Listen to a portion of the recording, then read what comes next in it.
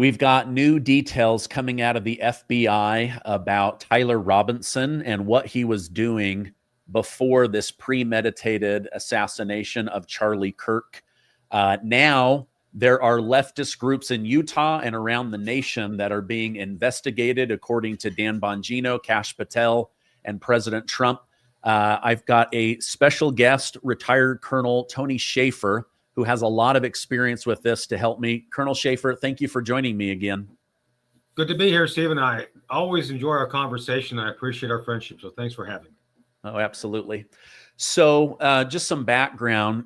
Colonel Shaffer and his team tracked down the Al-Qaeda cells in the United States before 9/11. They could sense that something was coming. They reported this to the Clinton administration and the Bush administration. Now we're being told that the Charlie Kirk assassination could be connected to far left groups, trans groups. What are your thoughts on this? Is the FBI going to start digging into these groups, these Facebook groups, Discord, Telegram, and start figuring out who all the players are and whether there was foreknowledge?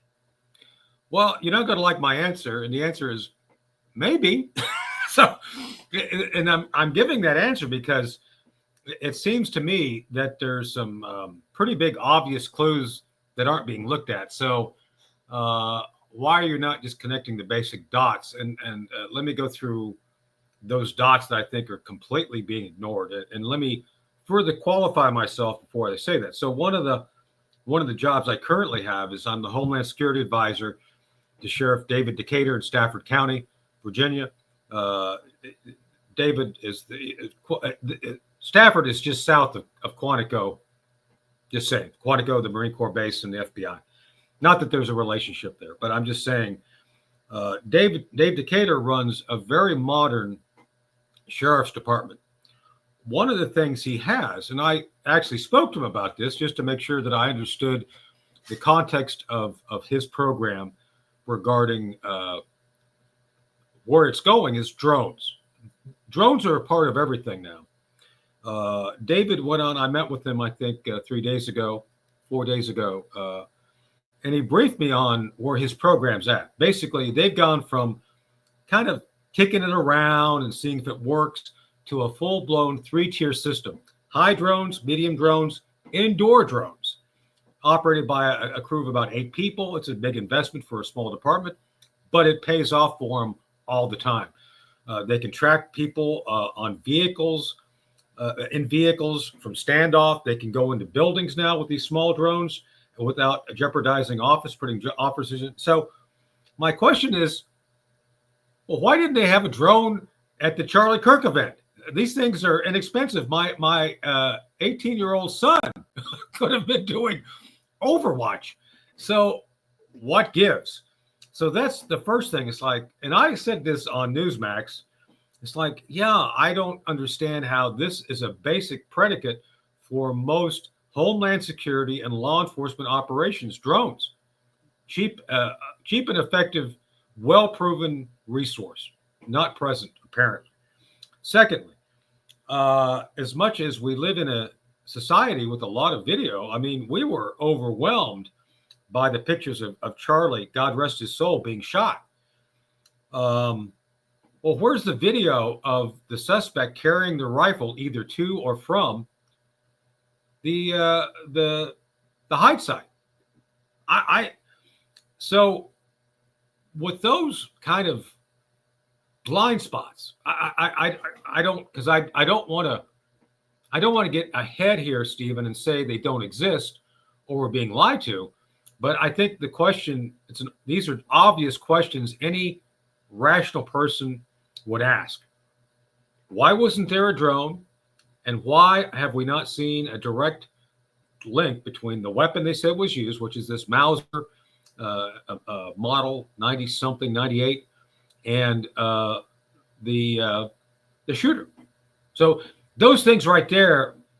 So that's a hard way. It's a long way of answering your question. Will they get to this other stuff? Well, I don't know, because they can't get to some of the basic interrogatories that I would think they would have resolved within the first 48 hours. So just saying.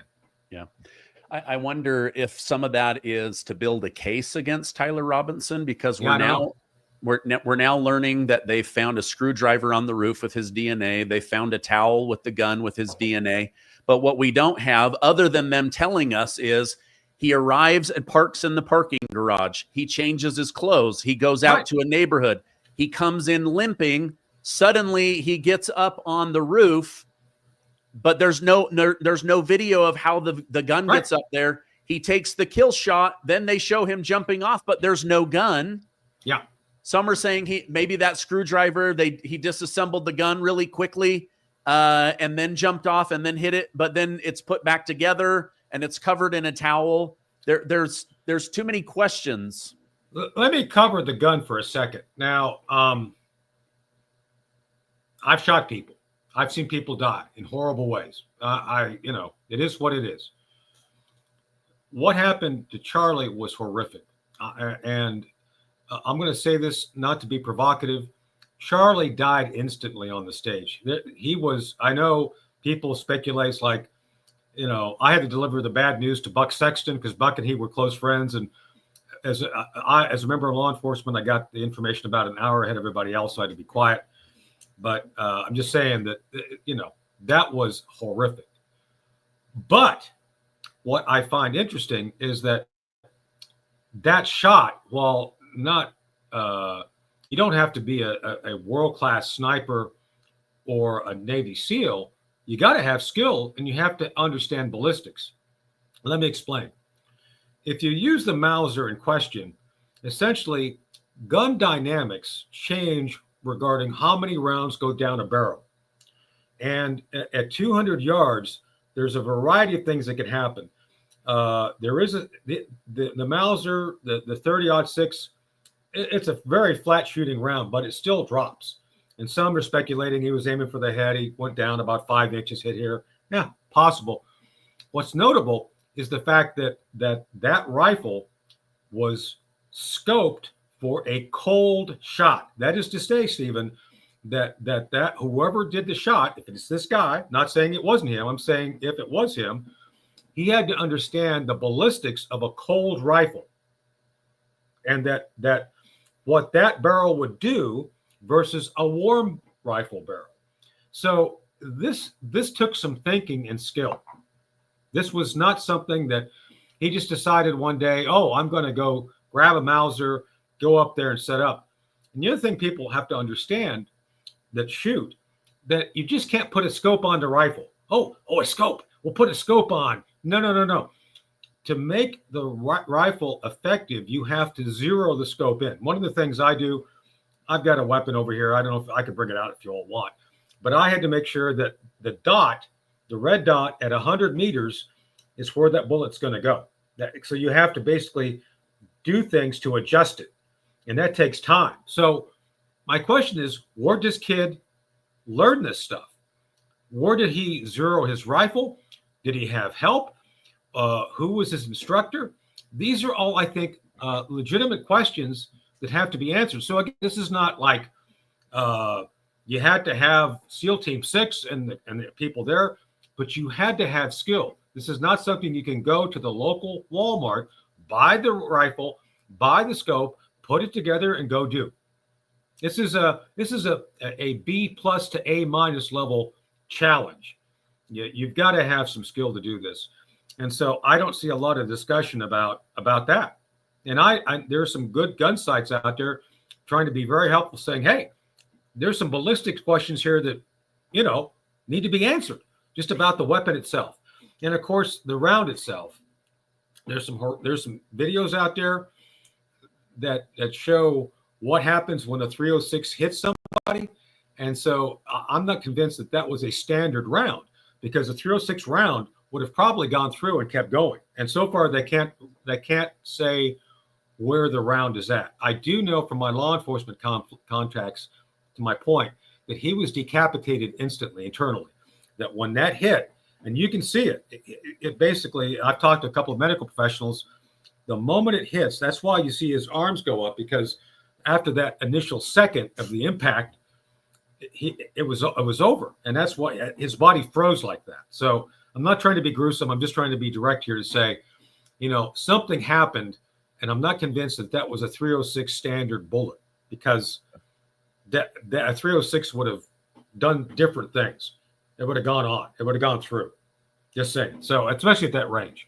So there's some things, Stephen, that as a military intelligence, a Army officer, and law enforcement advisor, there's some things that really bother me about what we don't know. And I hope I'm not sounding paranoid. I'm just trying to lay them out there. So here's some breaking news, Colonel Shaffer, that's just coming out. This is coming out of Stephen Crowder. They've obtained Utah County Sheriff Office internal documents detailing that Tyler Robinson used his cell phone at 11:53. So about 20 minutes before. Who was he talking to? What were they communicating about? Yeah. And what about one of the group chats where they were talking about a rifle drop-off, rifle pickup? That might explain why there's no video of him going on. And we certainly know the video they shared of him coming off. There's no gun there. There's no gun. It's not wrapped in a towel. It's not in a box. We need more details. But can they track down who this phone call went to? The answer is yeah. So I said this a few days ago on Newsmax. The way the NYPD functions, there's some really cool algorithms out there that will basically take a phone call, link the two phone calls together, integrate location data of the phones and tower data. The tower then can actually give you a hint of where cameras are at. Imagine that. So if you know a certain tower is a certain place, you can basically start looking for cameras that were like on that area.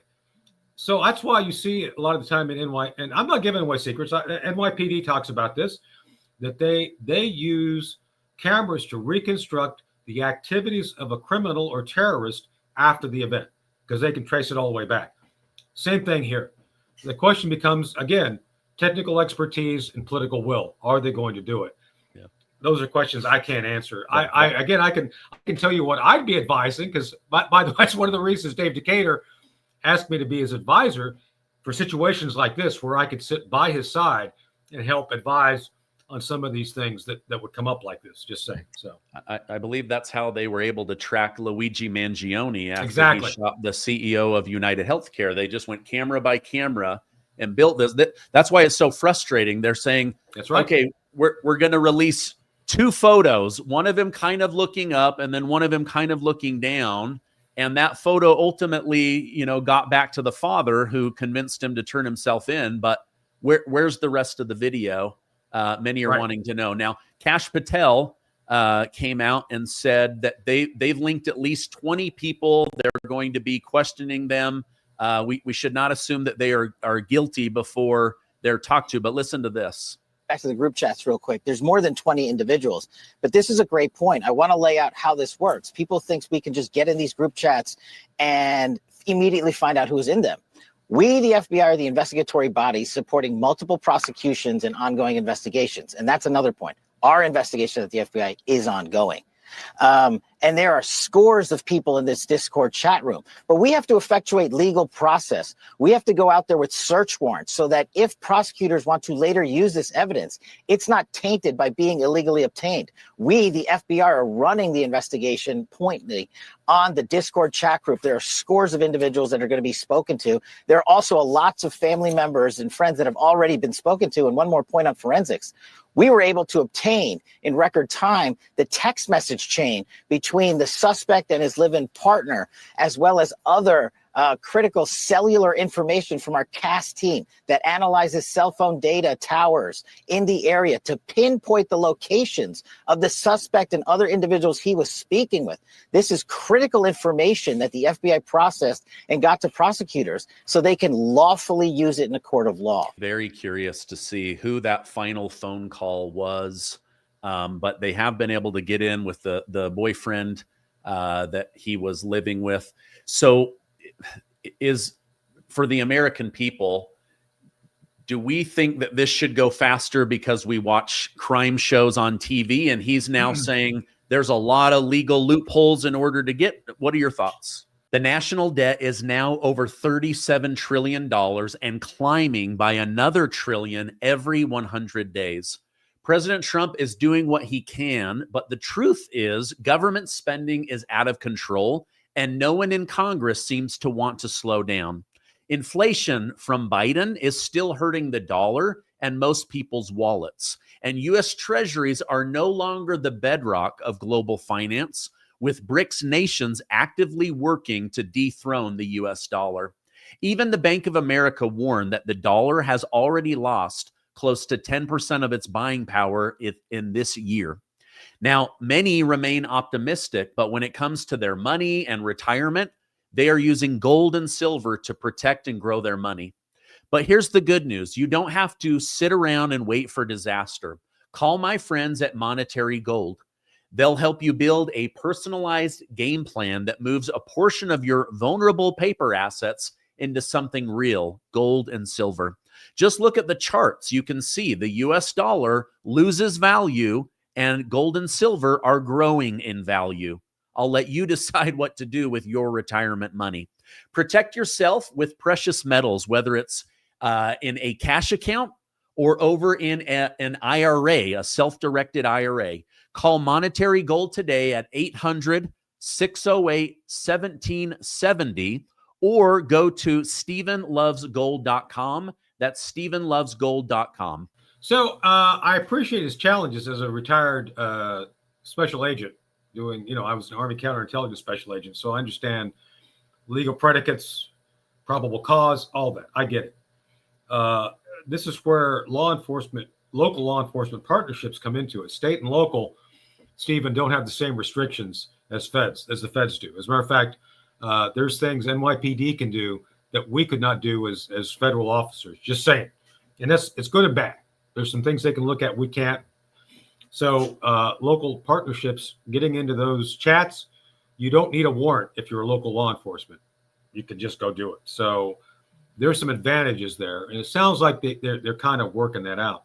With that said, I think in the first 48 hours, they made some initial comments that turned out to be completely wrong. And so I've said, it's better to be accurate and diligent rather than first and wrong.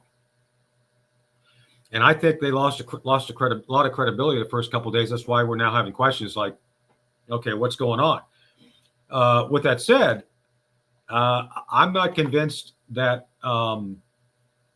everything that they're looking at is going to be exploited rapidly enough to catch the perpetrators. That is to say, one of my lessons from working counter-drug, working counter-terrorism, these folks anticipate and use the lethargy of the federal system. Federal investigators can only go so fast, even with state help. So evidence can be lost if you're not moving fast enough. So there's a distinction with a difference. You need to be moving fast investigatively. You don't have to be telling the public everything you're doing. Just saying.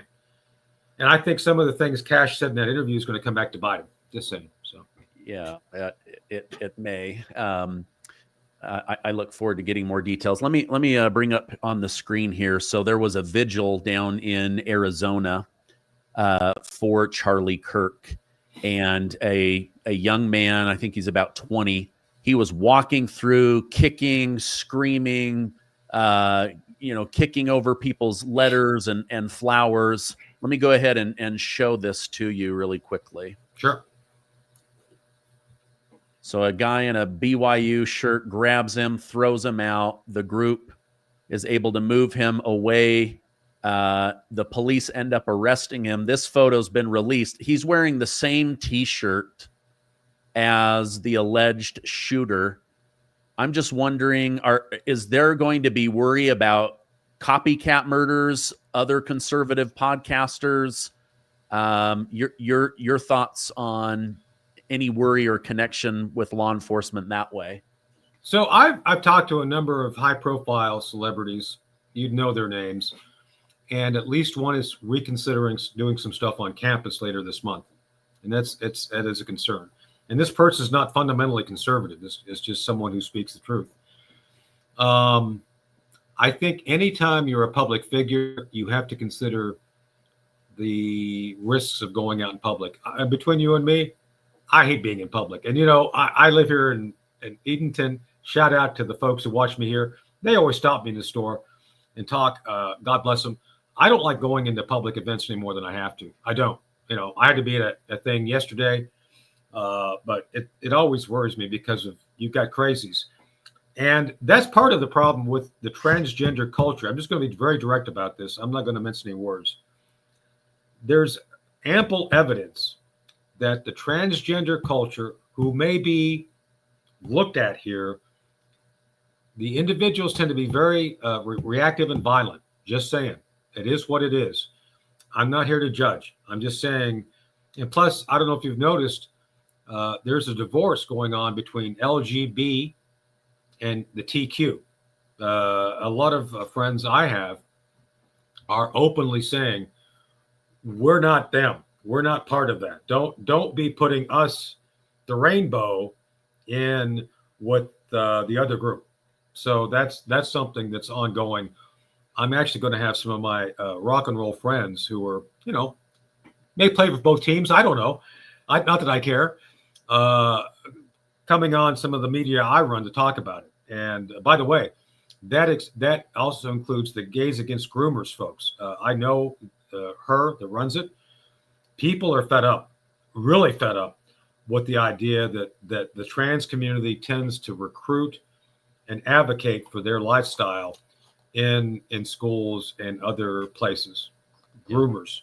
And so I think we may come to find there's some of that in this story, maybe. I'm going on a bit of a limb here, but I think my spidey sense tells me there's going to be more coming out on that as we learn more about what happened in this instance. So, okay. Stephen Miller was on the Charlie Kirk show today with Vice President J.D. Vance sitting in and hosting on his behalf. He talked about how one of the last text messages or messages from Charlie Kirk was how worried he was about these radicalized groups. And now Stephen Miller is openly talking about what he wants to do. Let me go ahead and share that with you in the audience. Sure. Walk me through at a high level, like what you and I have been working on, what the whole administration has been working on to try to make sure that we don't reward and promote this craziness. So it's an excellent question. I said this before, and but it bears repeating. The last message that Charlie sent me was, I think it was just the day before we lost him, which is that we need to have an organized strategy to go after the left-wing organizations that are promoting violence in this country. And I will write those words onto my heart, and I will carry them out. If people ask me, what emotions I'm feeling right now, this is something people say. I mean, you kind of know the answer. There's incredible sadness, but there's incredible anger. And the thing about anger is that unfocused anger or blind rage is not a productive emotion. Right. But focused anger, righteous anger, directed for a just cause is one of the most important agents of change in human history. Charlie showed that. Amen. And we are going to channel all of the anger that we have over the organized campaign that led to this assassination to uproot and dismantle these terrorist networks. So let me explain a little bit what that means. So We've got 30 seconds, so be quick, Stephen. The organized doxing campaigns, the organized riots, the organized street violence, the organized campaigns of dehumanization, vilification, posting people's addresses, combining that with messaging that's designed to trigger and incite violence, and the actual organized cells that carry out and facilitate the violence, it is a vast domestic terror movement. And with God as my witness, we are going to use every resource we have at the Department of Justice, Homeland Security, and throughout this government to identify, disrupt, dismantle, and destroy these networks and make America safe again for the American people. It will happen, and we will do it in Charlie's name. All right. So it looks like there's going to be a deep dive into, as you mentioned, is there grooming? Are they organized? Are they indoctrinating? Are they calling for violence? All of that, it sounds like, is about to be investigated. Yeah. Well, two things to expand on what he said. First, I think there's existing laws which have been ignored, especially by the last 3 administrations, and the Trump administration, not because President Trump ignored it, but because Bill Barr ignored it. we could talk about Bill Barr all day, but we won't. So, but I think there's adequate evidence that Antifa, BLM, heck, one of the BLM members, one of the founders, was just convicted of fraud, I think, today as we're taping. I mean, some of the criminal activities is just phenomenal. And yet somehow we're the ones that are, who are calling it out, or the bad ones. Oh, you need to get over it. You need to be forgiving. It's like, no, I don't. We need to have accountability. And I think that's what's happened in the past all too often, Stephen, is that whenever something like this happens, the other side says, oh, kumbaya, we're sorry. It's like, no, sorry is not good enough this time. We're going to go after your funding, which we've already done with USAID. One of the things I'm waiting on, Stephen, is an investigation of where all the USAID money was going and where it was coming back through the NGOs, the non-governmental organizations and think tanks, which I know it was coming to, the source organizations. There are dozens of organizations that traffic in hate. One of the things I'd like to get to the bottom of, which we kind of see the evidence of, is paid protesters. My goodness, Stephen, some of these people make like $80,000 to $100,000 a year. Where do I sign up? Right. I mean, it's nuts, but they exist. Yeah. So how? Who pays for it? We used to see back during the first Trump term, pallets of rocks and bricks showing up at protests. Who paid for that? Yeah. And nobody ever wanted to investigate. So it's time we investigate. Just this week, Trump has called for George Soros and the Open Society to be investigated. He says that he's done tremendous damage, and he believes there's a RICO case. I saw this. Somebody lovingly spray painted, "Rest in peace, Charlie Kirk," and within 24 hours, "Free Palestine" and Nazi and no empathy and all these horrible things.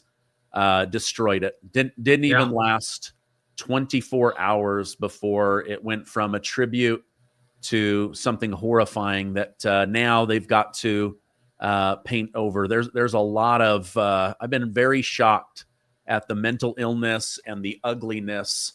There's a lot of beauty out there, so I'm trying to be optimistic and focus on that. Now, you've just in our final minutes here, Colonel, you've got new material that you're putting out. I believe it's paywall, so that you guys can talk about stuff that you can't talk about on Newsmax and my show. And tell my audience about that.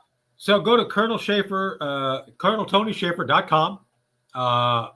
That's kind of the website that talks about all the things we're doing. Or you can go to my X account. My X account, you can now subscribe to me. And so we do a couple things now via the subscriptions. First, we do special Thursday night debriefings. This Thursday is my friend Catherine Herridge. Woo! Catherine and I are friends. I never hide that, but I think we're going to have a good discussion about 9/11 stuff, which you and I talk about a lot behind the scenes too. I think there's a mutual interest, let's just say, in resolving that. And then on Sunday nights, we do the Sunday debrief, where we talk about the past week events and the coming week events.